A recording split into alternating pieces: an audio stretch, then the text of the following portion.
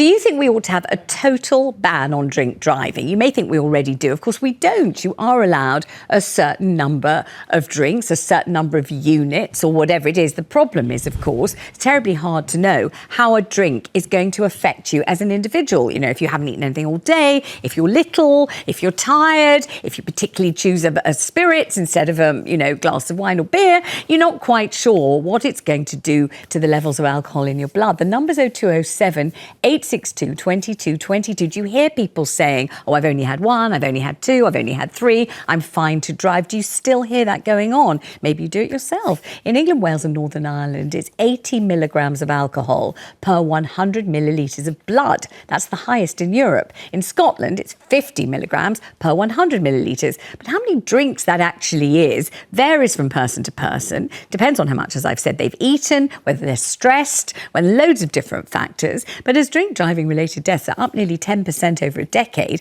do you feel the government should simply act and ban drinking and driving altogether? Just say there is no acceptable amount of alcohol before you get behind the wheel. Do not touch alcoholic drink before you drive. This units thing, I literally have never understood. You know, how much is how many units, how many units you're... And I have presented so many shows and I'm always trying to mug it up. I'm looking at the thing and I can never, it just won't go in my head. Yeah. How many you're allowed, what it means. I could never... Can you understand, JJ? No, I don't get it. The units? No, I don't understand it. But I'll be honest, this is a man problem. Yeah. 73%. It's the demographic, isn't it? That's really important. It's mostly men who do drink driving. Yeah. It's mostly young men aged 20 to 29. That's the problem. I have no problem with banning alcohol completely if you're driving behind a car or motorcycle.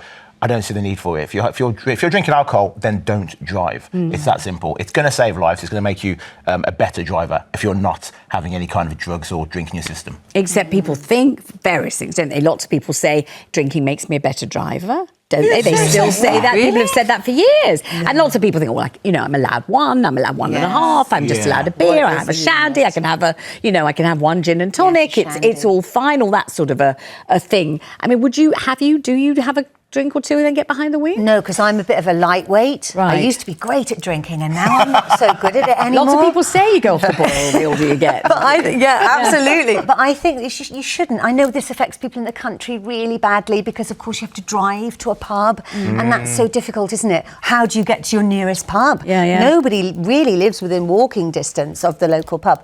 But for us in London, definitely, don't be driving, don't have a drink because... half a shandy. I remember, I'll have a shandy. And I remember my grandpa saying, I'll have a shandy because I'm driving. Yeah. And no, because it does affects your, your reflexes. It should be a total ban. Okay, the number's 0207 862 2222. Maybe you always do have a drink or two and then you drive. It is legal to do that, but you can never be quite sure how it's going to affect you. Maybe you've always done it. Maybe you don't like the idea of just an absolute ban, another fatwa on what we can do and can't do. Yeah. Maybe you think it's nanny state-ish. Maybe you think you're perfectly safe and you've shown that over your whole life. 0207 862 2222. Do you think we should just say no alcohol in the system at all? I suppose then, Sharron, you get into the whole kind of, did you have a drink at lunchtime? Is that going to seep into the, the evening? That kind of a thing. I think it's really important that we look at statistics. We tend to use a sledgehammer to crack a nut all the time. It's which is the demographic, who is actually causing these accidents and these deaths, which must be avoided. However, does that mean that we have to pinpoint the young lads? And we were just talking outside about the increase in drowning rates, obviously something I'm very interested in. And the majority are young men who I think they're invincible. Right. Because they just do think they can be fantastic drivers the moment they get behind the wheel. They do think that it doesn't matter how strong the tide is or how cold the water is, they'll survive. So do we need to look more carefully at these statistics rather than just going, right, blanket ban, you and I will be the ones that will carry on and will not drink? Will the young lads still carry on and drink if we don't pinpoint where these issues are? Some people will be saying we should be asking about drugs and driving these days. Yeah. And ubiquity, when people talk about all of that smell of weed or cannabis, wherever you go and you do smell it, even if some people say, what's that smell? And you think, gosh, you don't know after all these years, my goodness, it's absolutely everywhere, come on. And then you wonder about that, don't you? Just how many people will be smoking or whatever, and then they'll get behind the wheel of a car. Another question. Let's go to Lisa in Wiltshire. Oh, Lisa, tell us what happened to you, please. Okay, hi Vanessa, hi panel. Hi. I got stopped drink driving over 6 years ago. Yeah. I thought I was perfectly within the legal rights. I felt fine. I was driving too slowly, got pulled. Absolutely mortified. I blew over the low legal limit, and rightly so. I've no regrets at all. And because I then had to do the drink driving course, which was such a hard-hitting course that I hadn't realised. I've been driving for over 30 years and hadn't realised that any kind of alcohol can affect you in different ways, which sounds a bit naive. Tell me what you had. What had you actually drunk, Lisa, that day? I'd only had about 3 glasses of wine and a bit of dinner. I thought I was fine. I felt okay. Yeah. But that wasn't the point. I think if there's a zero ban, then I would have known never to got in that car. So it would just make it clearer. It would be a sort of end of kind of a thing, wouldn't it? You just know, I cannot drink. I'm about to drive. Exactly. And tell me something. When you did the drink drive course, what did you learn? Because you said it was quite hard hitting. What did you learn that you think everyone should know?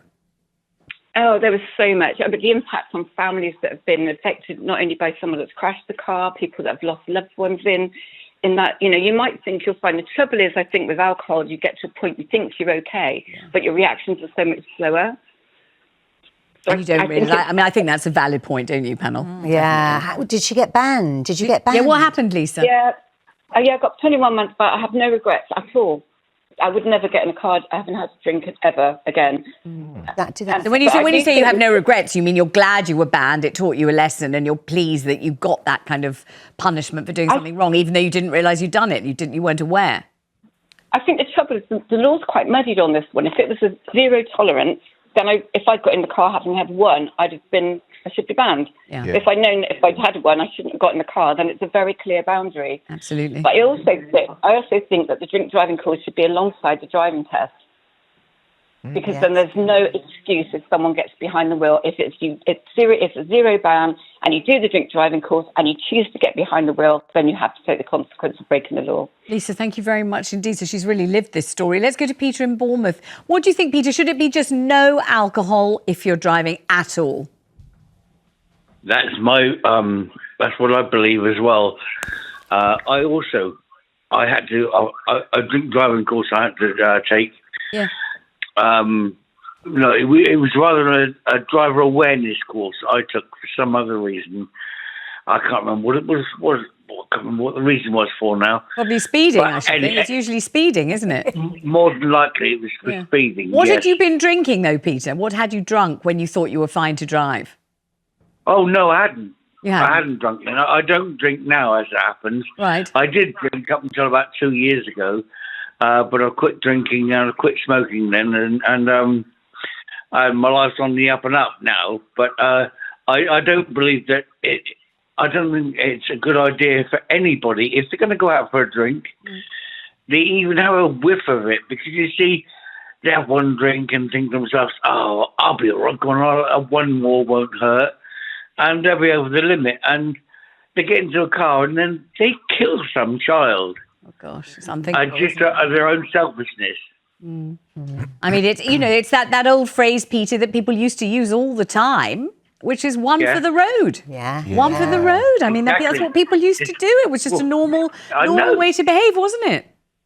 Yes, it's terrible. Terrible, absolutely. Thank you so much for ringing. Good to talk to you. Let's go to Craig, who's on the line in Brighton. How do you feel about this, Craig? Oh, I'm absolutely 100%. No drinking, no driving. Once you've had a drink, you're in charge of a 3-ton weapon. True. And you're not compass mentis. And I was in the army for 8 years, and everywhere I drove through, whatever countries we had to do their driving test. And what impressed me the most was the Norwegians, Norway. If you get caught drink driving, they won't only lock you up or fine you, but they crash your car and you don't have a license for 10 Do years. they? Wow. And I think that In happened Norway? to here. In Norway, did you say? Yeah, I did 3 Gosh. years in Norway. Crush your car. Gosh, they crush your car as a kind of punishment. Because he's absolutely... I mean, whoever just said it can be used as a lethal weapon, I mean, it's absolutely true, Absolutely. isn't it? Yeah. Wasn't there talk last week about bringing in these breathalyzers in the cars, which they have in Europe? And, I mean, what people also have to be aware is if you have a very heavy night drinking the night before, you'll probably over limit the following morning. So it's, it isn't really just about drinking and then immediately getting in the car. It's understanding that alcohol will stay in your system for quite a long time. Yeah, you're right. So from next year, any cars that are made brand new from 2026 will have a breathalyzer as part of the car, and you have to breathe into that before you can start the engine. It just seems amazing they hadn't thought of that before, doesn't it? It's such an obvious thing. I suppose what we're really saying is, aren't we, and I think we all seem to agree on this really, and so do all our callers, it takes away the uncertainty. And it means that you're not the judge of it. You're not trying to think, well, am I drunk or aren't I drunk? And how much have I drunk? And what did I have last night? And, what did I have for lunch? And have I eaten? And what if I have a sandwich before I leave? Or that soak it up and all that palaver. You're just not fit to drive if you've had anything to drink. You know that, and that's the end of that, and that keeps everyone safer.